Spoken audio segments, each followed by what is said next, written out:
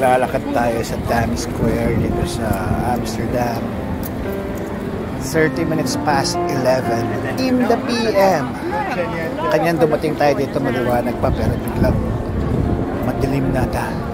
Tapos iba, kakaibang kultura, marami pa ring tao, parang hindi mauubos, pero ang ganda ng lugar. Maginaw, hindi ako ng jacket, ako lang yata hindi naka-jacket, pero kaya na may lamig, pero maayos, maganda, mag-aaral. Medyo expect mo na medyo madumi dahil maraming tao may mga kalat-kalat din, pero napakagandang lugar. Dito lang yan sa Pinoy Madcast.